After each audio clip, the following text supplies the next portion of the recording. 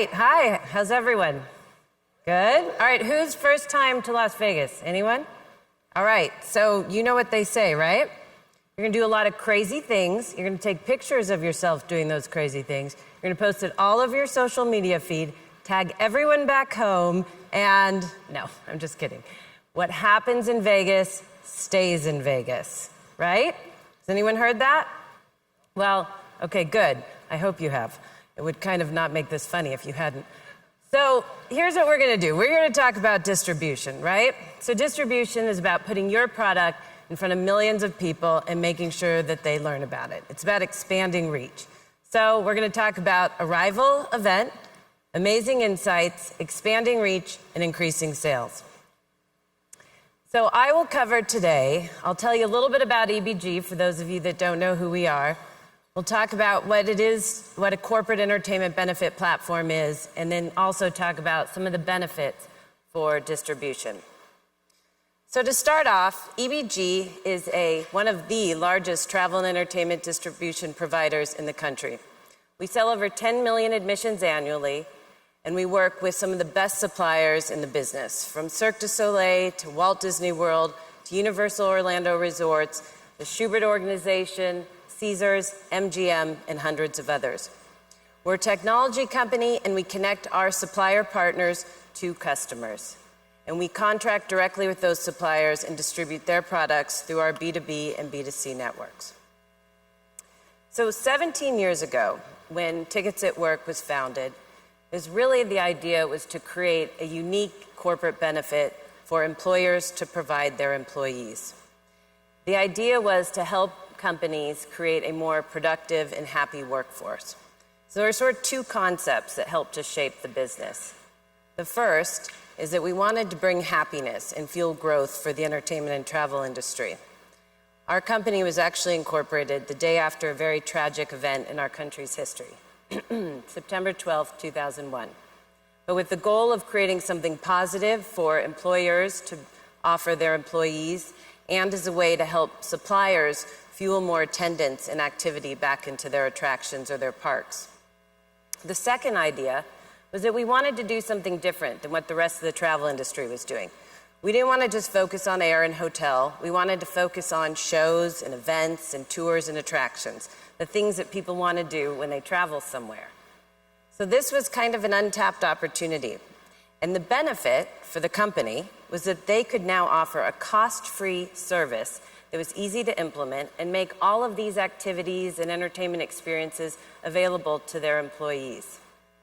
The benefit for the supplier was that this became a direct and discreet marketing channel for them to put their inventory in front of the employees. And what was really unique is that it was a closed-loop channel.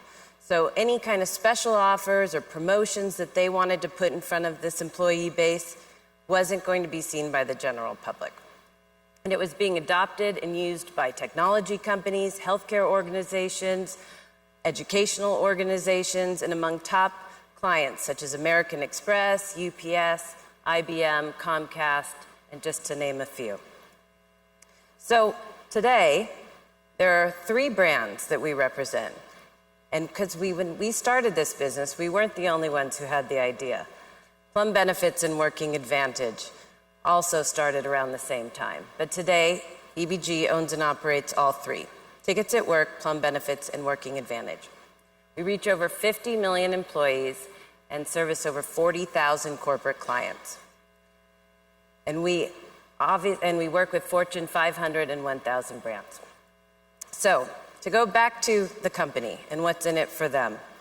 So, the idea that perks are important is a constant and growing theme. And what we've actually found out is that over 90% of corporations with 1,000 employees or more offer some kind of perks program. Maybe it's a free program like ours, or it's some kind of paid program, or they work directly with their supplier partners. So last year we surveyed about 650 professionals, and we wanted to find out, are they satisfied with corporate discount programs? Is this something they'll continue to use? And here's what we learned. Number 1, employers appreciate being able to offer this valuable this benefit to their employees. It provides discounts, and it's easy to implement. Employers are expected to continue using these programs going forward, and that the usage of them among employees is expected to grow. And we also learned that clients really want this to be easy to implement, they want it to have value, and they want their employees to use it. So how do employees use it, and why do they use it? Well, number one, it's sanctioned by their employer. So as we know, when consumers are spending money, they want something to have value, and they perceive something to have more value when it comes from a trusted source, such as their organization.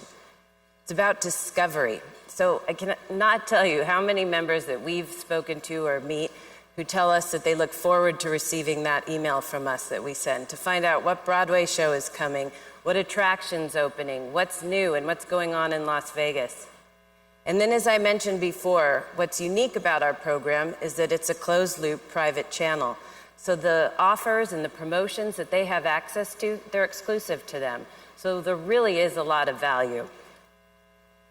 And this idea that we work with, through a closed-loop channel and services benefit to companies also applies to membership groups and associations.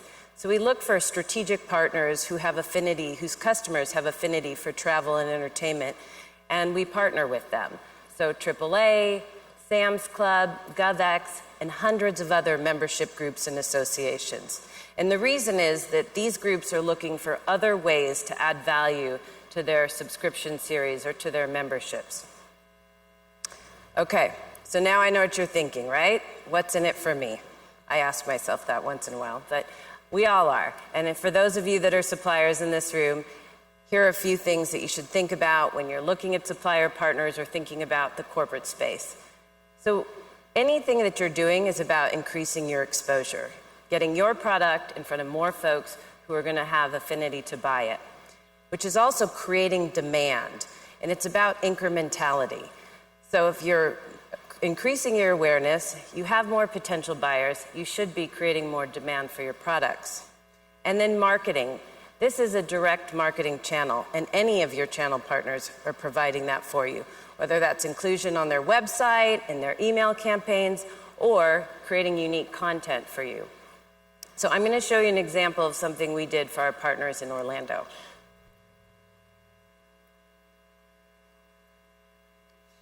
I think I am. Tickets at Work runs down the top 5 new must-see attractions in Orlando you need to know before getting exclusive discounts on Disney World, SeaWorld, Legoland, Florida, and more. All right, who's ready to go to Orlando? Right? Woo! Anyone from Florida here? All right, nice. Okay, so I started in this business as a live entertainment promoter. I worked for Feld Entertainment. And it was our job to market shows as they went around the country and around the world. So back in the day, when a show would go on sale, we would run a print ad, or we'd run a series of radio spots or television commercials. But also, just as important, was to make sure that we found and reached affinity groups in those markets. So we would distribute hundreds of thousands of these coupons here with special offers so that we could put our product in front of people where they were spending their time and try to reach a group of folks that we knew would be interested in purchasing our product, which is really what distribution is about, is putting your product in front of people where they're spending their time or where they have some kind of affinity. So when you think about how consumers behave and how distribution works, it really does come down to 3 things: affinity, relevance, and discovery. So affinity, where you spend your time, what blogs you read, what emails you subscribe to. Relevance, does it matter to you? If I have children, is it going to be something that's good for my family? If I like music, does it appeal to me? And then discovery. As I shared before, when folks get our email, this is about them learning about something new. So that's an opportunity for them to be inspired, to think about what they might want to do. One of the best parts about working for EBG and about my job is that I get to work with a lot of different supplier partners from all across different verticals. So hotels, for instance, a big part of what we sell through our channels, they work with about, I think 40% of their sales comes through online travel agencies. And yes, that is a love-hate relationship, But if they want their hotels to appear in those search engine results or they want to take part in those media campaigns, it's a necessary part of what they do. And then with theme parks and attractions, also distribution is very prevalent. With smaller attractions, it's almost core to what they do. They don't have the same kind of ad budget, so they need distribution. And with theme parks, they actually have dedicated teams to manage their channel partners. In New York, the Schubert organization and Broadway Inbound sell hundreds of thousands of tickets every year for Broadway, utilizing a net rate to work with both domestic and international travel partners. And then right here in Las Vegas, shows, attractions, tours, and events look at distribution almost as their primary sales channel. So setting up any distribution platform or partnership is very important to look at these three things: your cost, how something's going to be fulfilled, and the sale price. So when you're looking at costs or margins, how much are you going to sell? How much money is the channel partner going to make? And what do you project to actually sell with that partner? And fulfillment continues to evolve in terms of ways that people can fulfill tickets online, but it's very important to know how is that end user going to interact with your ticket, and then sale price. Also, for our product, the value proposition is special offers and promotions not available to the general public. So when you look at your seasonality and how things sell, what's the price that's going to either move the needle or help you increase your average sale price? So one of the verticals that wasn't doing a lot of distribution and has seen a ton of success in the last few years with us is the ski resorts. When they started, they were very wary of doing it, small margins, multiple different ticketing systems. But today we represent over 75 different parks and resorts, and distribution has become a big part of their strategy and their success. And I think in any relationship with a distribution partner, you have to think about what your success with them will be. I know with EBG, our relationships with our supplier partners is core to what we do. And our success is your success, as well as having a great team. And I have two of my team members here today, Stephanie Simmons and Brandon Warner, who run an amazing partner development team. So I hope you'll all get a chance to meet them. In closing, I'm going to leave you with 4 things that you could take away and put into action right away.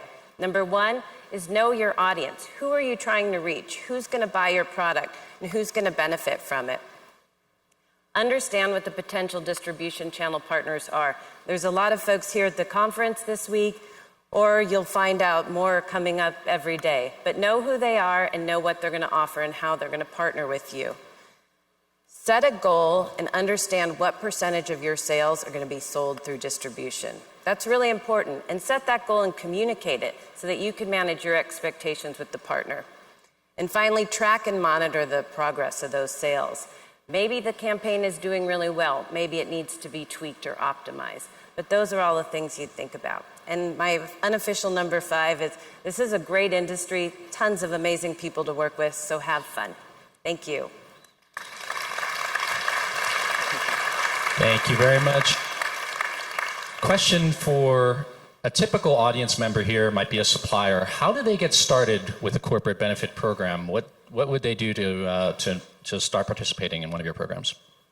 Well, they would talk to someone on our partner development team. We have folks in Las Vegas and in New York, and we'd talk about what their product is, where it's located, and think about what their expectations to sell it would be. I can tell you that our focus is really 50% travel, 50% local, because hotels and rental cars are a lot of what we do, but we're also looking to expand our footprint in local markets around the country. So there's an opportunity for us to take on more suppliers in the coming months. That's part of our strategy. Ladies and gentlemen, join me in thanking Stephanie Baker, CMO of Entertainment Benefits Group. And don't forget a t-shirt on your way out. Right, okay.